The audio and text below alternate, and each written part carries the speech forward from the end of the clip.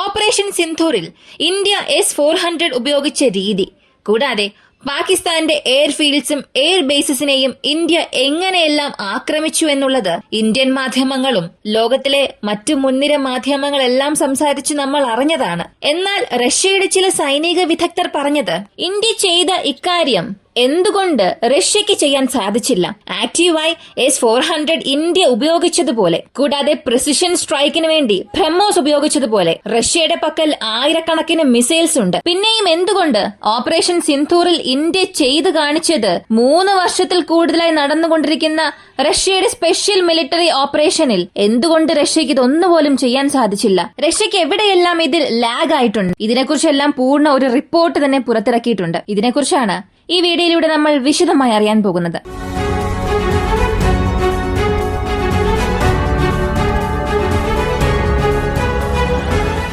Operation സിന്ധൂറിന് ശേഷം വ്യോമസേനയെക്കുറിച്ച് നിരവധി പ്രതികൂലവും അനുകൂലവുമായ അഭിപ്രായങ്ങൾ ഉയർന്നു വരുന്നുണ്ട്. ഇതിനെക്കുറിച്ചൊക്കെ നമുക്കും ഒരു വീഡിയോ ചെയ്യാം. ഇവിടെ ഈ ദിവസങ്ങൾ കഴിയുന്തോറും ഇന്ത്യൻ എയർഫോഴ്സിന് നേരെയുള്ള കുറ്റാരോപണങ്ങൾ എല്ലാം ദിനം പ്രതി കുറഞ്ഞു വരുന്നതായും ശ്രദ്ധിക്കുന്നുണ്ട്. ഇവിടെ എത്ര പേർ ഒരു കാര്യം ശ്രദ്ധിച്ചു എന്നറിയില്ല. റഷ്യൻ മാധ്യമങ്ങൾ, പ്രധാനമായും RT എന്ന ഒരു റഷ്യൻ ടെലിവിഷൻ, തുടക്കത്തിൽ ഇന്ത്യക്ക് അനുകൂലമായി ഒരുപാട് കാര്യങ്ങൾ അവർ സംസാരിച്ചിരുന്നു. എന്നാൽ ഇടയ്ക്ക് റഫേൽ വിമാനങ്ങൾ തകർക്കപ്പെട്ടിട്ടുണ്ടാകുമോ എന്നുള്ള ചില വാർത്തകൾ വന്നപ്പോൾ അവിടെയായിരുന്നു അവർ Su-57 അകത്തേക്ക് കൊണ്ടുവന്നത്. നോക്കുക, നിങ്ങളുടെ റഫേൽ വീഴ്ത്തി, നിങ്ങളുടെ മിറാഷ് വിമാനങ്ങളെയും വീഴ്ത്തി എന്നൊക്കെ പറയുന്നുണ്ടല്ലോ. അങ്ങനെയാണെങ്കിൽ Su-57 നിങ്ങൾക്ക് എന്തുകൊണ്ട് വാങ്ങിക്കൂടാ? ഇങ്ങനെ ഇൻഡയറക്റ്റായി ഇന്ത്യക്ക് എതിരെയുള്ള വാർത്തകളും പുറത്തുവിടാൻ തുടങ്ങി. ഇങ്ങനെ ദിവസങ്ങൾ കടന്നു പോകുമ്പോൾ ഇന്ത്യ, പാകിസ്ഥാൻ ഇവർക്കിടയിലുണ്ടായ സാറ്റലൈറ്റ് ഇമേജസും പുറത്തു വന്നു. ഇതിനു മുൻപ് നെഗറ്റീവായി സംസാരിച്ച എല്ലാ മാധ്യമങ്ങളും സാറ്റലൈറ്റ് ഇമേജസ് പുറത്തു വന്നതിന് ശേഷം അവരുടെ സംസാരമെല്ലാം തലകീഴായി മാറാൻ തുടങ്ങി. റഷ്യയും ഇപ്പോൾ ആ ലിസ്റ്റിൽ വന്നിട്ടുണ്ട്. അങ്ങനെയാണെങ്കിൽ ഇന്ത്യ ചെയ്ത കാര്യങ്ങളിൽ റഷ്യ എന്തൊക്കെ കാര്യങ്ങളാണ് ശ്രദ്ധിക്കാൻ തുടങ്ങിയത്, ഏതൊക്കെ കാര്യങ്ങൾ അനലൈസ് ചെയ്യാൻ തുടങ്ങി എന്നുള്ളതിനെ കുറിച്ച് നമുക്ക് ആദ്യം അറിയാം. ആദ്യത്തേത് പാകിസ്ഥാന്റെ എയർ ബേസസിനെ ആക്രമിച്ചത്. രണ്ടാമത്തെ കാര്യം, S-400നെ നമ്മൾ ക്രിട്ടിക്കൽ ടൈമിൽ എങ്ങനെ മൾട്ടി ലെയർ ഡിഫൻസ് സിസ്റ്റത്തിൽ ഉപയോഗിച്ചു.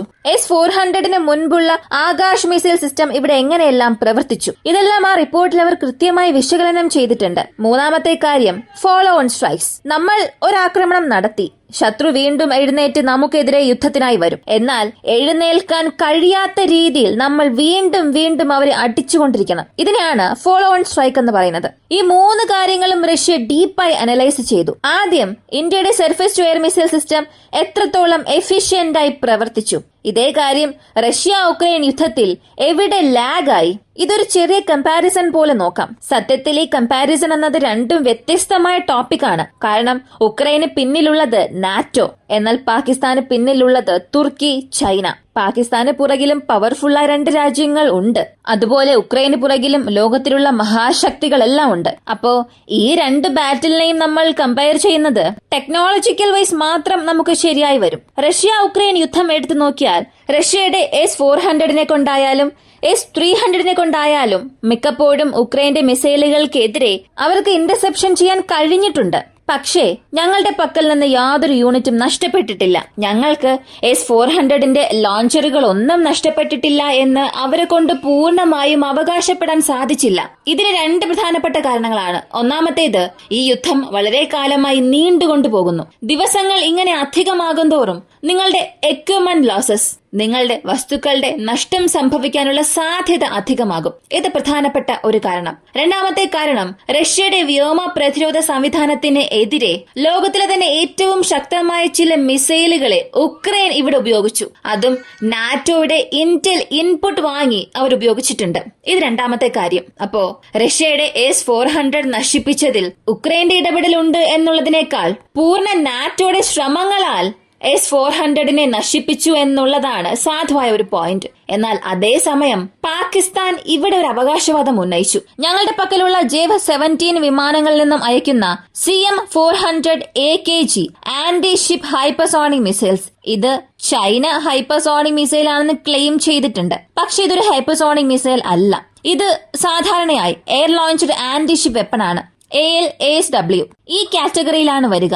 ഈ മിസൈൽസ് വിക്ഷേപിക്കാനായി അവരുടെ ഫട്ട 1, ഫട്ട 2 മിസൈൽസ് ഉപയോഗിച്ചു. Suppression of enemy air defence സിസ്റ്റത്തിന് വേണ്ടിയും അതുപോലെ തന്നെ ഫോളോ ഓൺ സ്ട്രൈക്ക് ചെയ്യുന്നതിന് വേണ്ടിയും പ്രയോഗിച്ചു. അതായത് ഈ റഡാർ സ്റ്റേഷൻസിനെയും ആകാശ് മിസൈൽസിന്റെ റഡാർ സ്റ്റേഷൻസിനെയും നശിപ്പിക്കുന്നതിന് വേണ്ടി ഫോളോ ഓൺ സ്ട്രൈക്സിന് വേണ്ടി ഈ മിസൈൽസിന് ഉപയോഗിച്ചു. പക്ഷേ പാകിസ്ഥാൻ ഇതിലൂടെ ഉദ്ദേശിച്ചത് തീർച്ചയായും അകത്തെ മിസൈൽസ് ഫയർ ആകുമ്പോൾ ഇന്ത്യക്കെതിരെ ഒരു medium range ballistic missiles fire ചെയ്യുമ്പോൾ ഇന്ത്യയുടെ എയർ ഡിഫൻസ് സിസ്റ്റം അവർ ആക്ടിവേറ്റ് ചെയ്യും. അപ്പോ S-400 ഉള്ള സ്ഥലം നമുക്ക് മനസ്സിലാക്കാൻ സാധിക്കും. അങ്ങനെ അതിനെ എളുപ്പത്തിൽ നശിപ്പിക്കാം എന്നുള്ളതായിരുന്നു അവരുടെ പദ്ധതി. എന്നാൽ ഇവർ ഇവിടെ ഊഹിക്കാൻ മറന്നുപോയ ഒരു കാര്യമുണ്ട്. നമ്മുടെ പക്കൽ S-400 മാത്രമല്ല ഉള്ളത്. നമ്മുടെ പക്കൽ MRSAM എന്ന medium range surface to air missile ഉണ്ട്. ഇത് പൂർണ്ണമായും മൾട്ടി ലെയർഡ് എയർ ഡിഫൻസ് സിസ്റ്റമാണ്.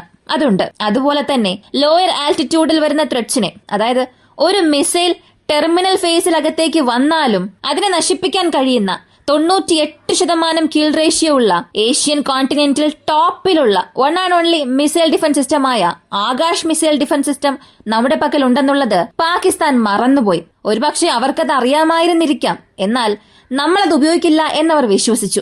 ഞാനീ പറയുന്നത് ഒരുപാട് പേർക്ക് വിശ്വസിക്കാൻ കഴിയുന്നില്ലായിരിക്കും.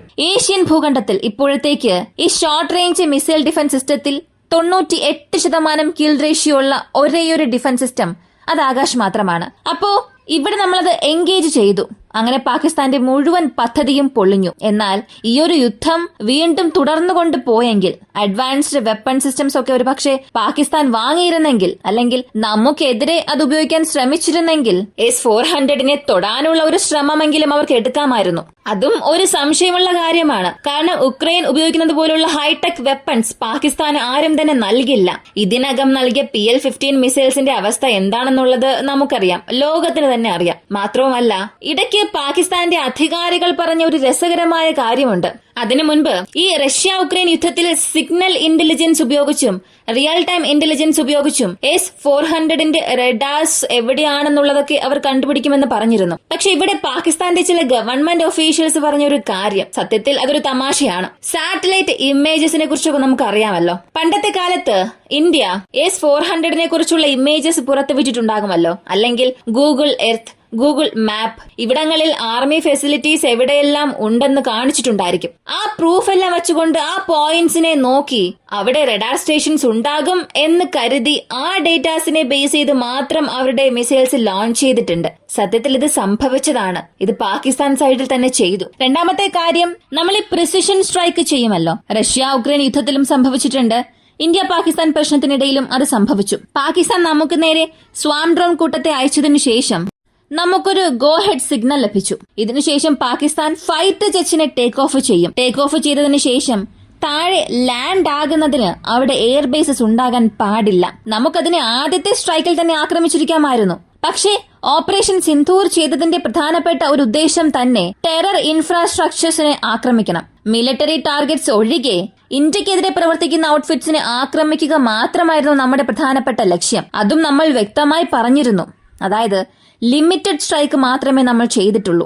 അതും ടെറർ ഇൻഫ്രാസ്ട്രക്ചറിനെതിരെയുള്ള ഒരു സ്ട്രൈക്ക് മാത്രമേ ചെയ്തിട്ടുള്ളൂ. എന്നാൽ പാകിസ്ഥാൻ എപ്പോഴാണോ ഇന്ത്യയുടെ എയർബേസസിനെതിരെ ഡ്രോൺസ് അയച്ചത് അപ്പോ തന്നെ നമുക്കൊരു ഗ്രീൻ സിഗ്നൽ ലഭിച്ചു.